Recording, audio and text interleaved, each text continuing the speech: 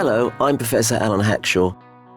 There is no fixed definition of real-world data or evidence. They are often considered in relation to clinical trials as representing sources of data that are fundamentally different to a randomized clinical trial setting. The terms real-world data and real-world evidence are sometimes used interchangeably, but it can be useful to distinguish them. Real-world data are the raw data collected from a study or electronic health records based on patients seen in real-life clinical care. Real-world evidence can be thought of as the analysis, synthesis, and interpretation of real-world data from one or more sources.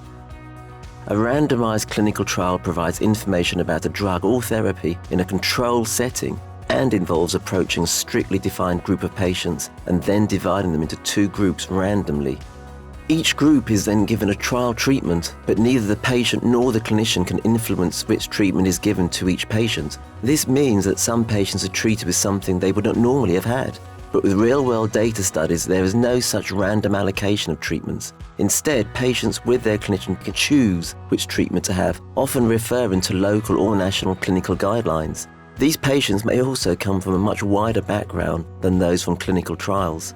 Clinical trials, because of their design, answer specific scientific questions about a drug's efficacy and safety in a fairly homogeneous group of patients.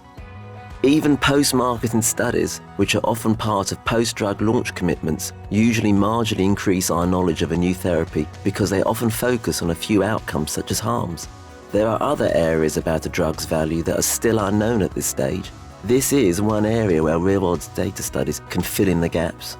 So while a randomized trial provides information on the efficacy of a drug, real-world evidence can provide information on its effectiveness in everyday clinical practice and allows for improved generalizability of the conclusions drawn from randomized studies. A simple analogy to understand the difference between efficacy from a clinical trial and effectiveness from a real-world study is the following. Think of the performance of a car whose manufacturer claims it goes to 100 in 4.5 seconds. This has been tested under very specific conditions on a racing circuit in ideal weather conditions with only one driver. Therefore, we can only think of this as the efficacy of the car, similar to that for a drug when tested in a clinical trial. But real-life driving conditions will be quite different, with bumpy roads, variable weather conditions, and one or more passengers sitting in the car. Therefore, the performance of the car using its efficacy from the manufacturer's test may not be the same. Its effectiveness in real-life conditions is likely to be different. This doesn't mean that it is not a good or a fast car. It just means that the car's speed could not be tested under all possible conditions until it was released on the market. This is analogous to a drug being tested with clinical trials and then evaluated when used in real-world practice. Real-world data can be used to address the growing need for evidence across the whole drug lifecycle, from development and evaluation to post-launch and real-life effectiveness. Such data can be used to create a control, a comparator for single-arm clinical trials of experimental therapies, especially in uncommon cancers or rare patient subgroups defined by a biomarker. They can be used to see whether the effectiveness of a drug in routine clinical practice is similar to that for randomized clinical trials, and also how its effectiveness compares to other available therapies, often of the same class. We can look at safety signals in large numbers of patients and over a longer time period. We can look at patient satisfaction, tolerability, and adherence to therapy, and perhaps also their quality of life, such as physical and mental functioning. Studies can provide evidence of effectiveness and safety in subgroups of patients not included or underrepresented in clinical trials, such as older patients, different ethnicities, or those with comorbidities. Cost-effectiveness analyses can also be performed to evaluate the economic costs and benefits that are associated with a therapy.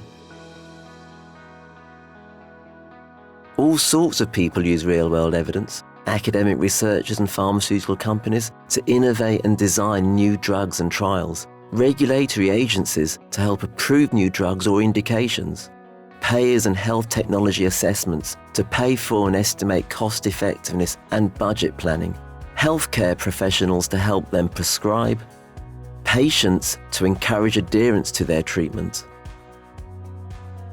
More recently, a growing number of regulatory decisions around effectiveness and safety have been informed by real-world evidence, leading to label expansions or approval of therapies, either by using real-world data to provide external comparators for single-arm clinical trials, where it would be unfeasible to run large randomized studies, or through observational studies of patient populations that were underrepresented or not included at all in clinical trials.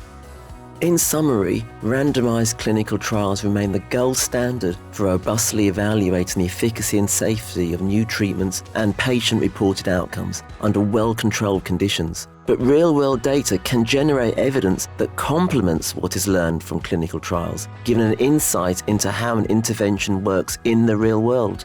Furthermore, such data can also address a variety of other questions regarding practice patterns and treatment adherence, information on broader patient populations, and cost-related matters.